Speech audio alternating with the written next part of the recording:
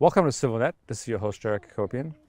Today we're pleased and frankly honored to have as our guest Cengiz Aktar, scholar, activist, academic, so many descriptions, I don't know where to start.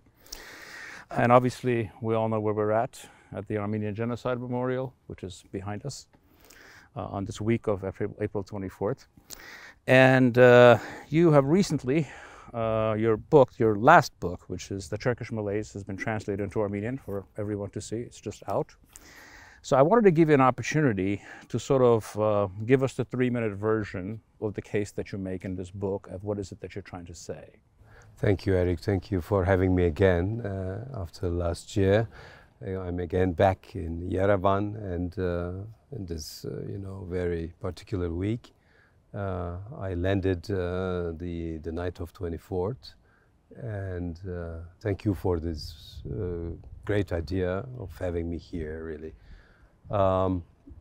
Actually, this book is about the Turkish Malaise, but the very source of this malaise is the unaccounted Armenian genocide and other ethno-religious cleansings for 30 years during the finishing Ottoman Empire. And this is the major thesis of the book.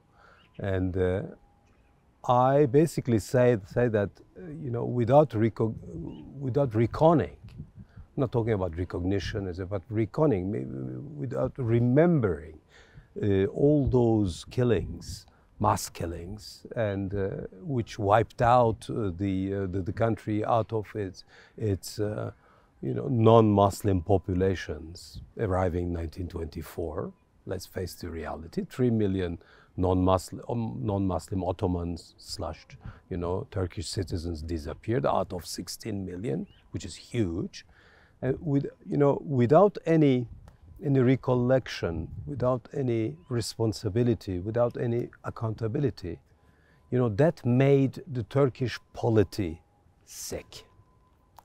And what we are seeing today is just a natural, a logical consequence of what happened 100 and so years ago.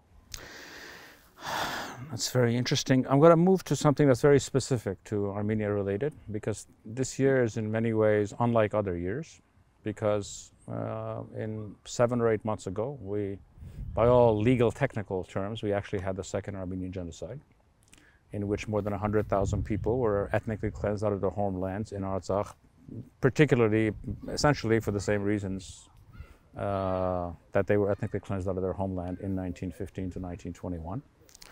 And we're all human beings, but sometimes I want to personalize things. What does it mean for you to be here this year, knowing that, given all the things that you've talked about over the years, and all the things you've tried, talked about, struggled for example, with your good friend Hrant Dink, on a personal term, what does this mean? What does this moment mean? It's again another huge deception, really. I mean, history, this bloody history repeats itself.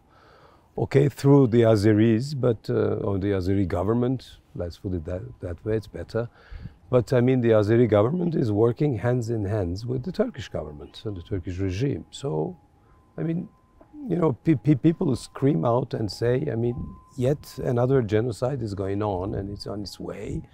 And I mean, it's no exaggeration, really, and it's extremely,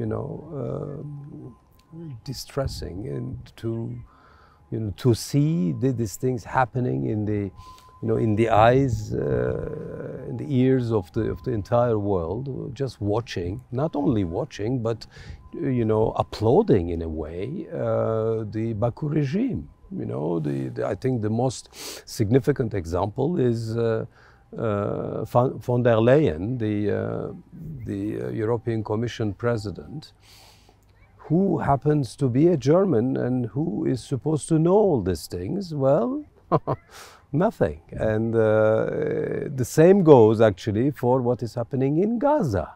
You know, they don't want to see this kind of things. They don't want to hear about that. I mean, and there is a kind of world, you know, classification of genocides. You know, I mean, I would say the acceptable ones and the, you know, unseen ones. It's color coordinated. Incredible. I mean, this is, I mean, okay. I mean, we can argue that it's zeitgeist, okay? It's you know, people are killing the other people everywhere in the world, but that's not a reason. And these times will change, hopefully one day. And I mean, you know, what I was saying in the book is, you know, it's okay. This link between today's Malaise in Turkey and what happened 100 years ago. I mean, once put, I mean, we should go a step further. And I'm saying in the book that this is a post facto retribution of what happened 100 years ago. I mean, Turkey in a way is paying for it, you know, because this is a non-democratic or even anti-democratic polity. The same is valid for Azerbaijan. I mean, these people now are kind of marking forever their future. And as for the cultural loss, which is a sheer reality in Turkey, the same will happen and is happening in Azerbaijan. So take Nagorno-Karabakh. I mean, who will go and live there? It will be a desert, like all these towns and cities which were, you know, cleansed of their Armenians in eastern Turkey. These are, you know, ghost cities. They don't exist anymore culturally. They're nothing. And the same will happen in Azerbaijan. I'm going to go from the emotional to the very politically practical. You hear a lot of rhetoric. One of the lines that Mr. Erdogan likes to use is that this century is going to be the Turkish century. Many of his political opponents or people who disagree with him laugh at that. Are we looking at this century being the Turkish century, or is he actually recreating the 19th century sick man of Europe? Which one are we looking at? I mean, Turkey is sick. So in that sense, yes, he's right. I mean, it's the century, yet another century, 21st century after the 19th, the 21st century of a sick country. In that sense, he has a point. But no, I mean, this kind of rhetoric, as you put it rightly, I think it pleases the people because they are starving. I mean, there's a huge economic crisis in the country and no one can solve it. And there are no quick fixes. No one is, you know, ready to hand out, you know, money to Turkey, not even the international organizations. So they will have to deal with it, and who will suffer? The population will suffer, and they will be fed with this kind of nonsense of the Turkish world. But within this you know, context, there is another reality. The Turkish regime has become very quickly, you know, and surely more dependent on Baku, because Baku has money. And you know, of course, you know, this you know, friendship and fraternity, yeah, two nations, one, no, two states, one nation, whatever, yeah. So that was you know, a motto, but that has become, you know, a sheer reality because. I mean, Turkey is dependent on any country who is ready to give him some cash. And that's definitely the case of Azerbaijan. And so it's not just, you know, the Turkic, you know, century, whatever, but, you know, there are vested interests in this. And I think it will continue. And that are not necessarily good news for Armenia. Yeah. When you're looking at looking towards the future, 15, 20 years from now, what is the future of Mr. Erdogan and Mr. Aliyev? As you know, totalitarian, it's the rare dictator that dies in his sleep in his bed. from your perspective, where are these two people? Even though, frankly, Erdogan is the leader of a far more relevant country, while Aliyev is the leader of a country that over time, as oil runs out, will become less and less relevant. How do you see their future 15, 20 years from now? I think the problem with this kind of dictatorships or authoritarian/totalitarian countries is that the problem is the masses, the people, the loyal people. I mean, they are much too loyal, and and they are happy with what they have, and they are happy with the regime. I mean, in Turkey, people are, as I said, I mean, they are in very difficult economic conditions, but they are still cherishing the regime. That's what we have seen with the last presidential and parliamentary elections, as I was foreseeing. Why is that? I mean, this is the definition of totalitarianism. I mean, Hannah Arendt was telling us that without the mass support, there would be no Hitler nor Stalin. And this is exactly where we are, at least in Turkey and in Russia. And as for the Azerbaijan, I mean, they are now, happy with the oil money, and it will go as far as it goes, and we'll see what will happen at the end. But I mean, so what is the point? The fate of these countries, the good people living in these countries is sealed. I mean, people are leaving. People are leaving and will continue to leave. I mean, there will be a huge brain drain happening already with Turkey and Russia, and probably also with Azerbaijan. So, okay, we will end up in some kind of, third zone, countries. It won't be lumpen proletariat, but it will be lumpen countries of the world. Yes, let's move on to what I call Armenia and Turkey, or actually Armenia, Turkey, and Azerbaijan. There's a lot of,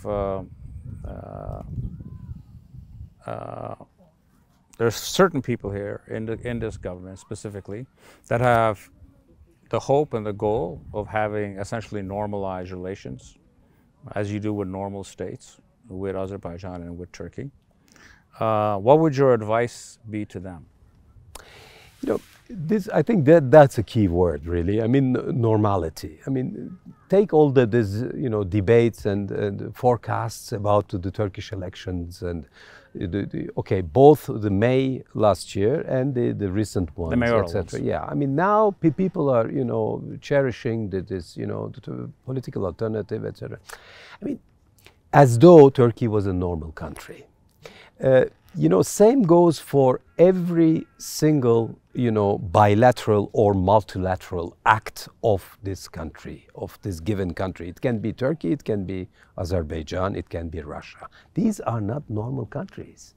These are not countries where the institutions work properly to ensure a political alternative. These are not countries where institutions can ensure a peace deal, for instance, a peace deal with a third country, with a neighbor, etc. I mean, even if the peace deal is signed, or it will be just pure rhetoric, and there's no guarantee whatsoever for the application of this peace deal, because these countries don't care about their signature. They can change any time, any day. And so this is the biggest, actually, mistake and danger, to deal with this kind of countries. You should always have a plan B, plan C when you sit at the table, because you are not at the same level. You are not talking the same language. Mm-hmm. Mm-hmm. Going back to an earlier thing that you said about the particular effects of how not being truthful about the Armenian Genocide and actually dealing with the realities of these consequences has essentially underdeveloped the Turkish state, both politically, economically, and other ways. Can you get a little more specific? Like, what does that mean in the life of the average person? Like, in what is it that doesn't happen in Turkey that happens, for example, in Germany, that a country that is reconciled with its past? I mean, it's much too old now. I mean, it's over 100 years, and human beings are known for their capacity to forget. Exactly, capacity to forget, poor memory, and the state in Turkey has done everything to make sure that the population will duly forget what happened 100 and plus years ago, starting 1894 actually, with the massacres. So this is something which, you know, it's for a Turk, Armenian doesn't mean anything, you know, per se. Okay, it same goes for Greek, etc. Okay, but I mean, so what is the consequence? I mean, it's very difficult to make them understand that. I mean, what is happening today is also due to the fact that they never. I mean, what it's directly related to what happened 100 years ago. But I think what they are paying for, the retribution, is at the end of the day, is the loss of civilization. It's the loss of civilization. I mean, you just cannot, you know,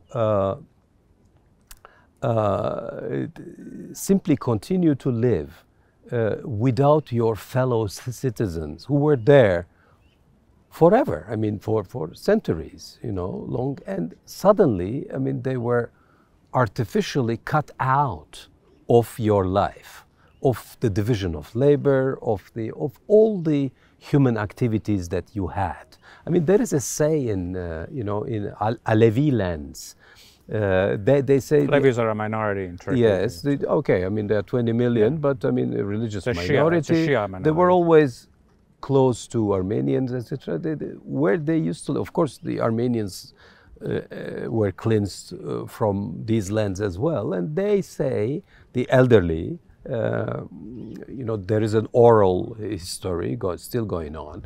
And the elderly say, I mean, the Armenian is gone and the prosperity is gone.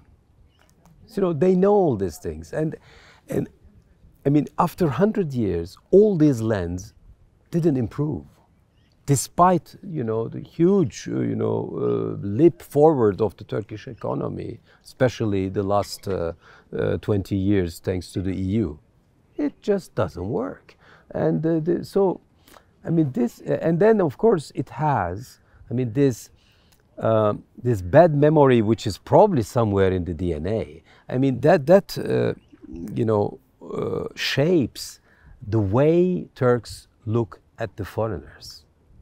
Or, you know, to all those who live in the country but who are different. You know, it can be the LGBT, sexual minorities, but it can be also the women in general. And all those doesn't have the right color, doesn't have the right religion, Sunnis, etc. So, I mean, that has shaped the entire polity by all means. I mean, sociologically, humanly, ethically, economically, politically. I'm going to close with hopefully something a bit inspiring. You know, time has passed us by in a way, given our age. You know, most of what we're going to do is behind us. Not all, but most. But these people are going to live next to each other, whether we want to or not. And among these people, there's always the extraordinary people of goodwill, as I said. What is your advice to young Turkish people of goodwill that don't want what has happened to continue, and with their colleagues here and around the world? What is their task? What is it that they can do that, for example, your or our generation couldn't do or didn't do? Well, you know, I mean, I'm reflecting a lot about this, really, and I'm trying to evaluate what really happened the last 20 years. I was mentioning the EU process. You know, Turkey was a flourishing country, as you remember, early 2000, etc. I mean, that had some impact, you know. You know, this apology campaign that I started, the good work of Hrant and others, you know. Okay, today we still have in Turkey the Article 305 of the Penal Code, you know, punishing the use of the word genocide. Fine, but I mean, people are using it more and more. It's you know, and there is no punishment. They are okay. The officials are, you know, lashing out at them and rejecting, etc. But no one is really punished for that, and it's. You know, now it's there. I mean, people talk about and write about Armenian genocide. One, two, is that young, scholars, young generation, etc. I mean, they have, and I think, I mean, not all of them, of course, but I mean, those who are the future opinion and decision makers. Again, not all, not the fascists, because many have been born under the Erdogan regime, but still, there are enough, people, young people who, who kind of realized that all this history, the narrative, the historic narrative, was just pure lies. And they are, trying to understand what really happened. Of course, it's still impossible in the Turkish universities to have a PhD, thesis on something related to the Armenian genocide. Still impossible to have, contrary to what we had, in early 2000, we had a conference in Diyarbakir, another one in Mardin, for instance, talking openly about this. This is out of the question now, but still, something I always use this formula that you know very well. The genie is out of the bottle. So the bad news is that these good people are emigrating now, and I've seen surveys in which like 75% of Turks under 30 want to leave the country, even among AKP supporters. Oh yes. Well, what can I say? It's been a memorable afternoon spent with someone who I have immense respect for. Thank you for being here. Thank you, Eric. Thank you for joining us. Pleasure to have you, and thank you for joining us at CivilNet. Thank you.